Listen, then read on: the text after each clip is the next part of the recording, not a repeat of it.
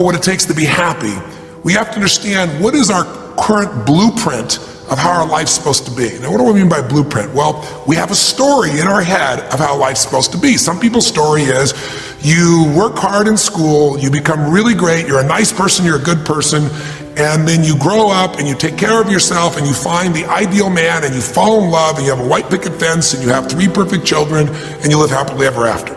Somebody else's story, the old story was you work really hard in school, you excel in college, you go to work for a big corporation, and you move up through the ranks until you're the president or chairman of the company, and you become successful and respected throughout life.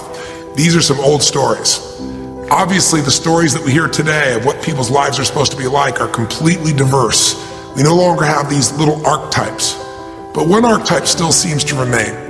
And that archetype is, in order for you to really feel like you're enough, many people believe they have to achieve an enormous amount. They may do it in different ways today. They may do it by building a company and taking it public when they're 27 or 25 years old, or they find and create a new technology, or they become a very special doctor. But we live in a culture in the West that teaches people that you're not enough unless you do something really special and unique, and we define special and unique in interesting ways. A school teacher is not special and unique. A mother who stays home with her children day and night, sculpting their minds, their bodies, their souls, and their future is not special. We live in a world today where we treat teachers like they're nobody and pay them accordingly, and we wonder why our children seem to have challenges in learning and growing or being engaged in school.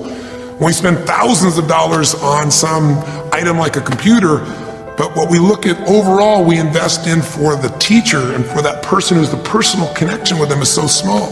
We live in a society where many women look down and say, well, you're just a housewife, you're just a mother. See, some of the pain we have in our society is not because there's one right or one wrong approach, but because we try to make everybody fit into some particular approach to life. Here's what's going to make you happy or make you unhappy in life. It's real simple. Let's do a quick test. If you're in a situation right now where you look at your life, I know there's an area of your life that you probably feel pretty darn good about. Even if you're not happy with your finances, I bet you feel damn good close to your kids. Or if you're not close to your kids, maybe you don't have any kids, maybe you feel really good about your career. If you're doing not so good in your career, maybe you got a really great body that you've trimmed down or strengthened up, or you really shaped yourself the way you want, muscularly, or in the way you look. Or if that's not happening, maybe you feel a really special connection with God, or really close to your mother or father or your family, whatever. Almost everybody has an area of their life they feel really good about if they're honest, if they're fair to themselves. What's an area of your life you really feel happy about? I want you to think about it for a moment, truthfully. What's an area in your life today that if you wanted to be happy about it, you really could feel proud about it? You could feel like it's an area you're doing darn well in. And if you're really hard on yourself, there's still an area. What's an area? I want you to think of it right now. And I want you to think of that area, whether it's your body or your finances or your career or your intimate relationship or your relationship with your kids or your relationship with your creator, whatever it is. I want you to think about, why are you happy with that area of your life right now today? Why are you happy with that area of your life right now today? Really think about it. If you were in a seminar with me, I'd have you write this down. And if you can put me on hold here for a second, because I'd like to reveal to you what the formula is for happiness. And if I say there's a formula for happiness and here's what it is, you're going to go, yeah, sure, that's what he says. But if you put down the answer and we can see the formula is real without me telling you what it is, you get to look at your own life and say it matches. You're going to know this is right. So you could stop this right now if you want, put me on hold, and just write down what's an area of your life you're really, really happy about, you're really pleased with, or you could be if you wanted to focus on it. And why are you happy with that part of your life right now? Even if you're not happy with everything, what's the area you're happy with and why? Put me on hold right now, or if you're not going to do that, just think for a moment. Why? Specifically, be real. Why? Now, when I ask this, if you turn me back on now, if I ask this of an audience, I'll have people write this down for a few minutes and I'll call on people and I'll say, share with the person next to you first. What are you happy about and why are you happy in that area? And be specific. And after they share, I'll have people stand up, I'll call on a variety of people and I say, ma'am, tell me, what are you happy about? And she'll say, well, honestly, I'm really happy with my body. She goes, I never thought I'd say that, but I used to be so unhappy with it. And I did some things, I pushed myself through, and now I exercise regularly. And I'm not perfect, but I feel fit, I feel strong, I feel energetic. And that's really, it just feels good to me. Now, I say to everybody, I'm now going to show you what the formula for happiness is. And it's real simple. I want to reveal it to you so you don't ever forget it. Whenever you're happy with an area of your life, it's because right now, your current life experience, I call it your LC, your life conditions, the conditions of your life conditions in that area match or are equal to your blueprint, your story, your belief about how life should be in that area. So this woman says to me, I'm really happy with my body because it's not perfect. Her blueprint is I don't need to be perfect, but it's so much better than it was. I'm fit and I'm strong and I have this energy. Her mental blueprint says I should be fit, strong, and have energy. I don't need to be perfect, but I should be that way. Well, when my life, my body matches how I think it should be, I feel good about my life. I'll ask somebody else. I'll say, tell me an area you're happy with. Someone else will say, well, I'm really happy with my career. And why? Well, I'm doing better than I even thought I would be. I'm ahead of the schedule of where I hoped I'd be at this stage. I'm working at this level in this company and I have these skills and this ability and it's even better than I thought. Well, once again, listen, this person's happy with this area of their life because their current life conditions in the area called their career are even better than they expected they would be, better than their blueprint, better than their belief of how it should be. If it's really better, you tend to be over the moon. One woman would say, I gotta tell you, I said, I'm the happiest I've ever been in my whole life. How come? She goes, because I have this man in my life and I'm in love with him and he loves me and I can be myself with him. And we have this incredible intimacy and this passion and we want to be with each other all the time and I never get bored with him. Well, what's her blueprint? You want to be with somebody that you can have total intimacy with, somebody who you love and loves you. Those are part of her rules, her beliefs of how it should be. She said, it needs to be, I never want to be with anybody else. I want to be with them every moment.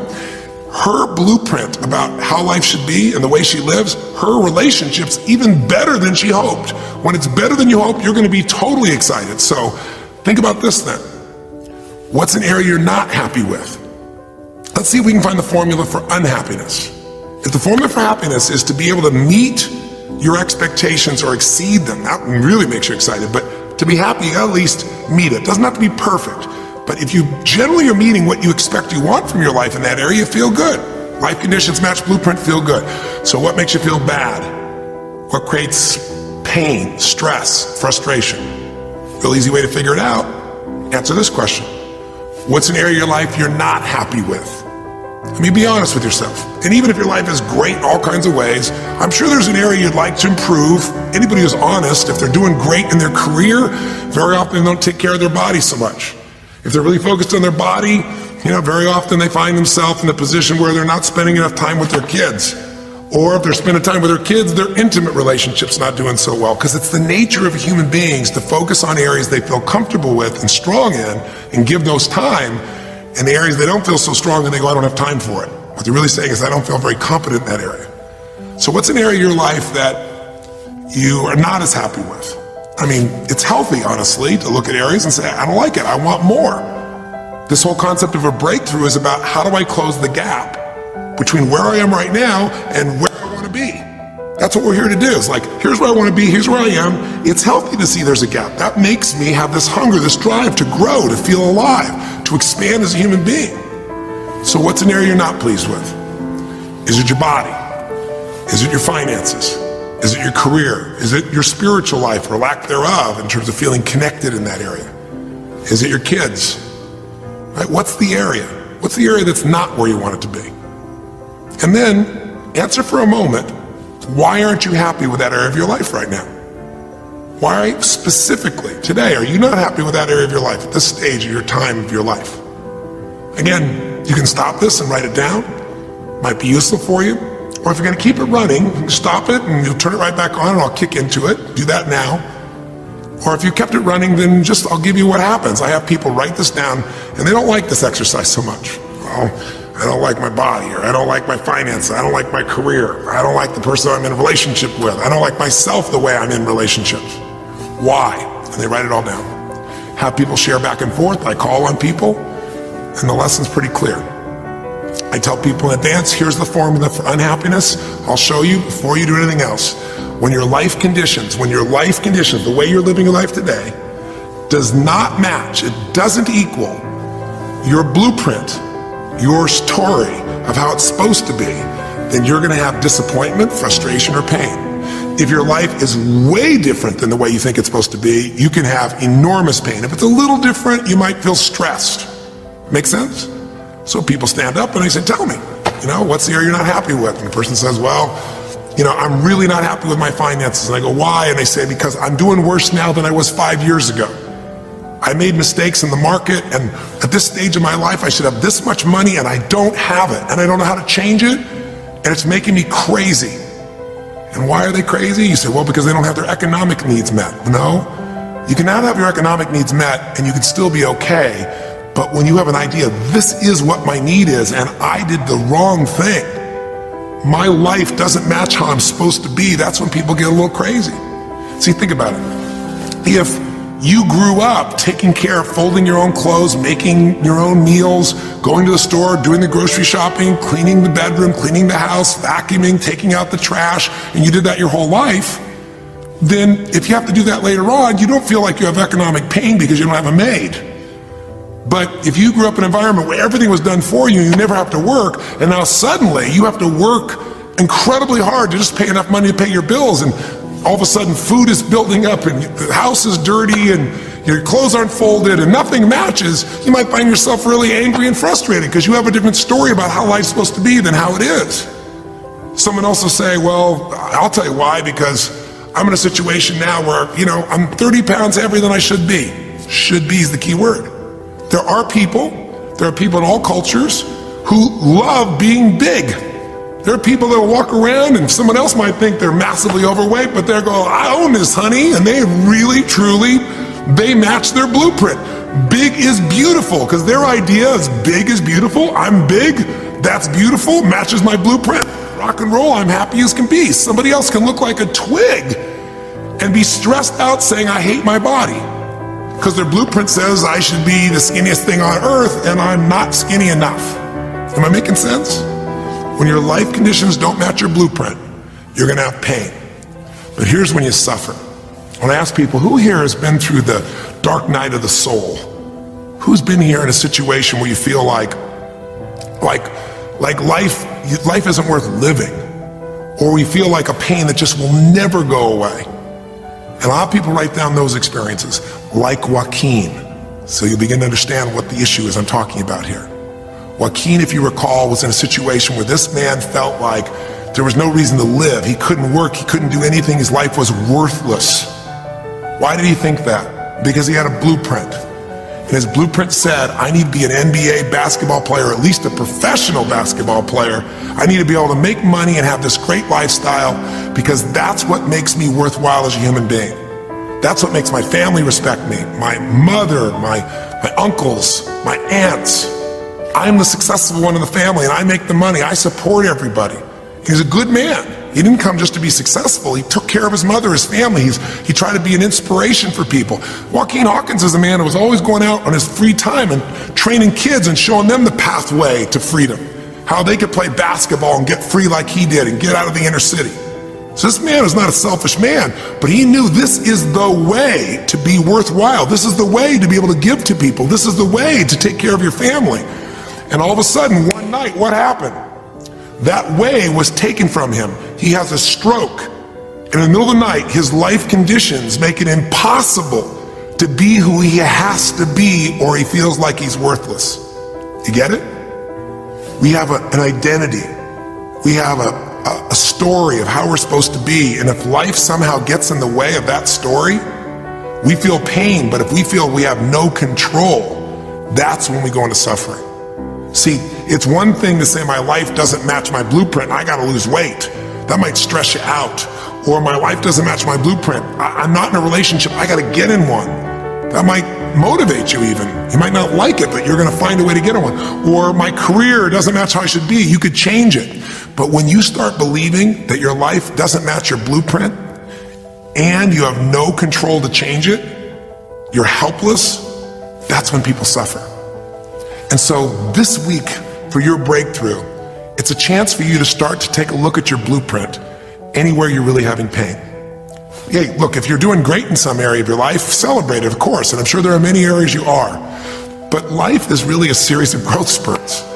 I mean, two things in life make you feel alive: growing and giving. And what's really wonderful about this man, Joaquin, is he was constantly growing, trying to get better, trying to be a better teammate, a better basketball player. Think about it. When he didn't make the teams and he didn't make the NBA, he didn't give up. He worked even harder. The guy was always striving to become something. And he became it, and he achieved it, and then life took it from him. Isn't that the common denominator with so many of the people in the stories of this 6-part series that you saw, these 6 specials? I mean, Frank and Kristen had a blueprint of what life was supposed to be about.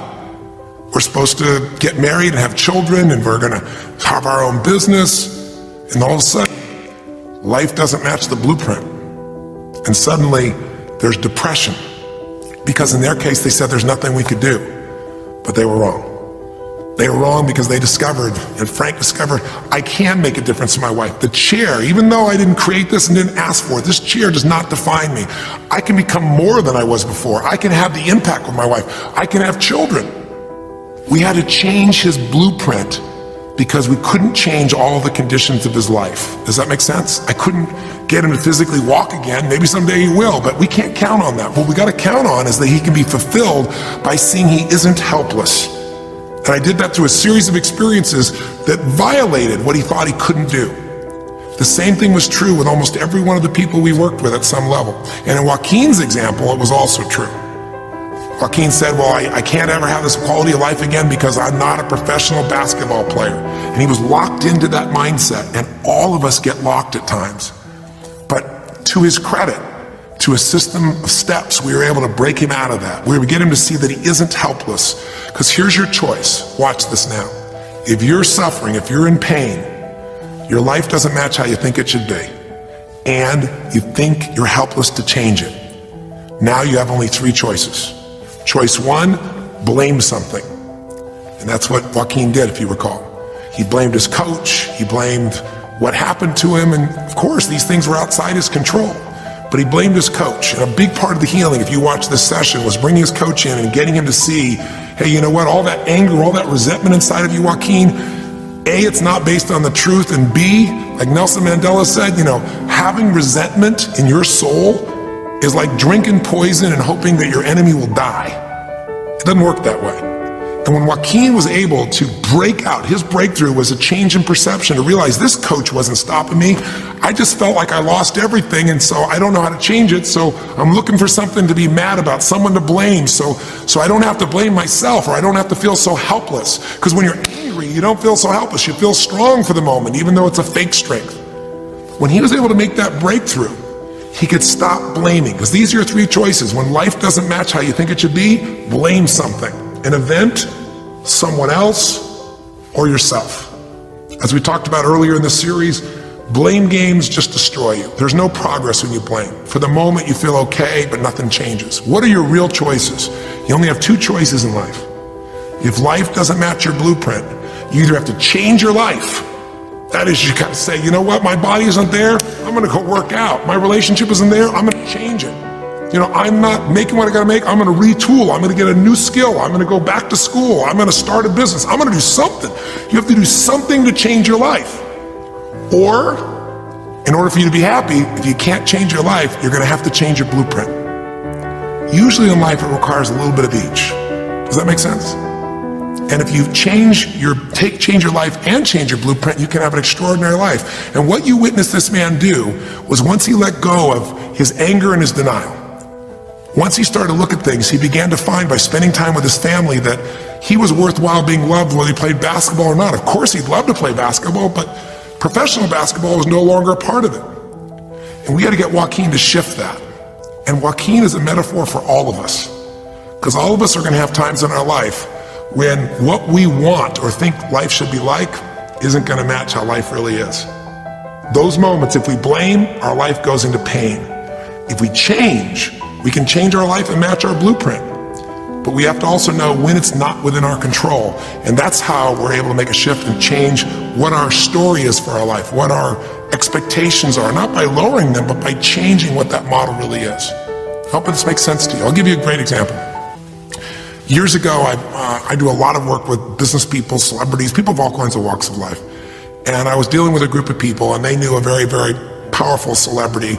And to give that person privacy, I won't tell you too many details, you can't figure out exactly who it is, but it would be a person who was very successful as a woman, who was extremely attractive by cultural standards, a woman who's had a lot of dear friends, a lot of deep respect, so great skill, great ability, extremely talented, quite attractive, quite wealthy in financial terms, and lots of great friends. This would be, for most people's idea, the ultimate blueprint. If your life matches that description, you must have an incredible life. But ironically, this particular individual, as famous as they were, was depressed all the time. They had seemingly everything, and yet the person was depressed. How do you get depressed when you're smart, and you're strong, and you're beautiful, and you got great friends, and you're rich, and you're famous? Well, it's real simple. People said, I don't know what it is. Everyone's tried to help her. She's been on through counseling. She's got all these different drugs. Nothing's working. She's taking antidepressants and she's still depressed, which is not uncommon, by the way. Because if you change the way you feel physically, but you still see your life doesn't match how you think it should be at some level, and you feel like you're helpless to change it, you're going to be depressed. So I said, bring her to me. I said, I can help her. I know that sounds like hyperbole, but I absolutely can help her. Well, how do you know that, Tony? Because I already know what the problem is. I know if someone's depressed, it's because they feel helpless because their life doesn't match how they think it should be. I just don't know what her blueprint is, but we'll find out what it is, and we'll either help her change her life or we'll help her change her blueprint, or both. Long story short, and very quickly, I'll tell you the core of it. She came to me and she spent maybe the first half an hour telling me, apologizing, saying, I know I should be happier. I know it's silly for me to be depressed. I don't know why I'm so depressed. I know I should be grateful for what I have, and I am grateful. And it was all these reasons why she knows she should feel good, but still didn't. And I tried to finally explain to her, listen, I don't care about that. I care about you. The fact that you're not happy has nothing to do with what you have or don't have. The fact that you're not happy is that your life doesn't match the way you think it should be. And you have some idea of how you think it should be. And worse, if you're this depressed after all this time, you feel like you can't do anything. You have no power to change it. You feel helpless. And she looked at me in a certain way and I said, so what is that? What did you want your life to be like? She goes, well, it sounds stupid. I said, it's not gonna sound stupid to me. She said, well, I don't know. I just always, since I was a little girl, dreamed that I would be married and I would have 3 basically perfect children, and they would love me totally, and I loved my husband, he loved me. And I said, okay, so how's that working for you so far? And she said, well, I think you know, because she's a pretty famous person. She said, I'm divorced twice, I have no children, and I'm now X age. And to give you a clue, that age would be an age where having a child, your own natural child at least, barring a medical miracle, is not going to happen. So I said to her, well, why don't you just adopt? She goes, no, that's not it. And so what I had to dig under is, remember we talked in one of the earlier sessions about there's the surface problem and then there's the deeper desire or need. So I said to her, I said, well, what if you couldn't have the husband but you could have the kids? And she smiled and she said, I'd take that. I said, well, why not adopt a kid? She goes, no, it has to be my own blood children. So I kept digging to find out what was behind her blueprint. Because your blueprint is just a projection of what you think you need to be happy. But as human beings, we're notoriously ineffective at knowing that's going to make us happy. So much that we think we're going to make us happy, we get there and we go, is this all there is? So many things that we think are going to make us miserable and we can never deal with, we go through it and we can handle it. We're not good at projecting these things. All kinds of studies will show this. So I said to her, well, what are you hoping to get from these 3 children? Why do they have to be your blood children? And she finally said, well, if they're my blood children, I know they'll always love me. They'll never leave me. What was she looking for? Unconditional love. She had this big blueprint that said, White House, picket fence, 3 children, perfect husband, all these different things. But what was behind that was a need to feel like she could have love that would be certain and wouldn't go away. So I can help her meet that need. So I said to her, I said, well, maybe one reason you don't have a husband is because every time you look at one, you're trying to figure out if he's going to get you those 3 kids in time and how that's going to happen. And maybe he feels a little stressed when you're looking at him this way because he can feel what's going on behind your bed, even if he doesn't know what the words are. And she started to laugh. She goes, I guess I've probably been that way a good portion of my life. And she goes, people wonder, why I'm so uptight. I said, you're uptight because you felt like you're running out of time trying to meet some picture. But I said, all you really want is love. I said, don't you have a lot of love in your life? Tell me about your friends.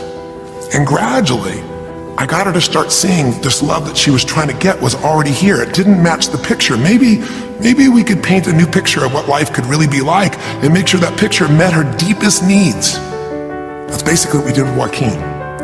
Joaquin wanted to be a professional basketball player because he loved basketball, yes, but also because he wanted to be that man who was a leader. He wanted to be a man who was the good man. He wanted to be the one who brought energy to people. He wanted to be the man people would look up to. He wanted to be the man who could take care of his family in style, all of his family, not just his daughters and his wife, but other people as well. Underneath it all, he wanted to know that he mattered. And through the process that you saw on this show, he began to find out that he didn't need to be angry at the world, that yes, his blueprint was taken from him, but his soul and his ability to be a special human being that could touch other people was not taken from him. That maybe his real gift was his ability to inspire young kids, his ability to get himself to do whatever it took. How did he become a professional basketball player? Unbelievable discipline, unbelievable drive. He started bringing that to picking up trash, and the game started to change. He started to have fun there. He could come home and take care of his kids and pay his bills. That doesn't solve everything, but it gives him a way to suddenly regain himself. When he sat around with all of his family, and you saw part of those scenes, and if you watch little areas of browsing this week, you'll see some more scenes from his family where you see him begin to realize they love me whether I'm rich or poor. They love me whether I'm a professional basketball player or not. They love me. That's what he was really after. And when he got that, it allowed him to let go and say, I can do other things. That doesn't mean he won't have challenges. We're all going to have challenges in our life. It doesn't mean that at times he won't wish he's doing more, but he's no longer stuck. He's broken through because he now knows I have control. I can change my life or I can change my blueprint. And when I do, I can fulfill it. I can start to feel that aliveness. Now here's the trap. What do you think happens once you fulfill your blueprint regularly? Once you figure out how to do what you always dreamed of. You always dreamed to live a certain way, and now you're living that way, living that way, living that way every day. Well, the human nervous system, the human spirit needs to grow. So pretty soon you'll get bored with that and you'll come up with a new blueprint. That's part of life that's exciting. See, if you and I from this day forward are going to be happy, just remember what we've said. It takes two things, grow and give. A meaningful life comes from growing, that sense of progress, and it comes from having life not just be about me, but about we, doing something that makes me feel connected to other people besides myself. That growth, that sense of contribution fills a deep spiritual need that we all have. If you are unhappy in your life, you got three choices, really two. Blame, that's not a choice, it's not gonna work. Don't blame someone else, don't blame the event, don't blame yourself. Just figure out what you're gonna do to change your life. That's my specialty. If you like my coaching or my team's coaching, come visit with us, come to an event, come get a coach, come to a program, and we'll guide you through it more than just a few minutes like this, and we'll do it directly, an environment that'll shift you. Or change your blueprint. You're gonna have to rewire what's going on inside, and that's what we focus on as well. So I hope this journey has been an interesting one for you. I hope it's opened up your eyes to what it takes to go from where you are to where you wanna be. It takes changing your emotional pattern. It takes bringing presence to your life. It takes realizing you have no problems compared to somebody else and putting your life in perspective. It takes the ability to deal with those extreme stresses that happen in your life by questioning your limiting beliefs. And again, we'd love to coach you and show you how to change those in a permanent way where it happens automatically, just like lifting weights so often until the muscle's always there and you find yourself able to follow through. It takes for you to be able to figure out how to deal with crisis and how to turn it around. It takes facing your fear. It takes pushing yourself through what used to stop you. It takes putting yourself in a position where you connect to what's more important than just yourself, what you value than just yourself. And it takes, I think in this case also, the ability to realize that no matter what happens to you, you're more than that moment. You're more than the story you think you're supposed to be. And that even when you're not matching what you think you need to be, maybe there's a reason for that. Maybe you're having to find a different part of yourself that's going to fulfill you at a much deeper level. Sometimes failing to get your goal gives you your destiny. I can't tell you how many people I've known over the years who had an idea of what they thought their life was supposed to be like, and they didn't achieve it, and they felt miserable and upset and frustrated, and one day an opening happened and they went, oh my God, thank God that didn't happen. I think it's Garth Brooks had a great song, And it's a song about when he was in high school and he was in love with this girl, infatuated with her. And she didn't even know that he existed. And he prayed to God every day that she would notice him, that she would fall in love with him. And then sure enough, she never did. He was so disappointed. His blueprint didn't match. His life didn't match it because she didn't even know he existed. And he felt this suffering. He could do nothing to turn it around. Well, 15 years later, he became a guy named Garth Brooks, somebody everybody knew, and he could rock, stadiums with his energy and his song and his music. And he goes back to be at his high school reunion. I think it was his 15-year reunion, if I remember correctly. I don't remember the exact year, but all I remember is he said he saw that woman that he was so obsessed by. He was looking forward to seeing her. And now he was Garth Brooks, and he met her. And after he met her and spent some time with her, he wrote a song called Thank God for Unanswered Prayers. Sometimes not getting your blueprint's the best thing that ever happened, because the disappointment drives you to find something more important inside of you. Or not getting it makes you look for another aspect of your life, a spiritual aspect, a family aspect, a physical aspect. If you can just trust that life doesn't happen to you, it happens for you, then you can find in any situation a benefit that can take your life to the next level.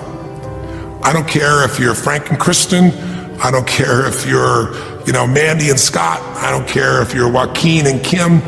Every one of us in our life is going to face situations where it feels like we have total trauma, something that's been taken from us. The real question is, what are you going to do with it? Some people just live in their story of what they don't have, and they have the right to do that. If Frank and Kristen lived in pain and felt bad, we'd all say they have the right to do it. It's the difference between what you have the right to do and what you deserve to give yourself and others. We have the ability to transcend whatever happens to us. There's something called post-traumatic growth. Very few people know about it. Two people go through the same stress, one's destroyed, the other grows. What's the difference? The people that grow will not give up. They don't have any excuses. They find the way to break through whatever it takes. And when they do, three things happen. Number one, they realize who they really are and what they're capable of. They realize they're so much stronger than they thought they were. And number two, they deepen all their relationships. You want to know who really cares about you, who you love and who loves you? Go through some tragedy, go through some hard times. All your Facebook friends go away. Your real friends, your real family shows up for you, and you show up for them, and it deepens your relationships. And the third thing happens, if you can push yourself through and break through whatever challenges life gives you, is each time you have a breakthrough, you get stronger. And it almost like builds a psychological immunity in you, where suddenly, all of a sudden, it's like stuff happens, you know stuff's gonna happen, and you're not scared of it anymore. Because after you've been through a stroke, after you've been through, losing the use of some of your body or senses, after you lose a family member, and you break through to that, you get to the other side, it's like, give me your best shot, life. It's almost like there's this psychological immunity that says, I'm ready for whatever life will give me. I don't want challenges, but if they're here, I know I can handle them. That strength of spirit is what creates a sense of freedom and joy in life. And that strength of spirit basically comes from living a life where you are constantly and never ending thinking a way to improve yourself and to help others.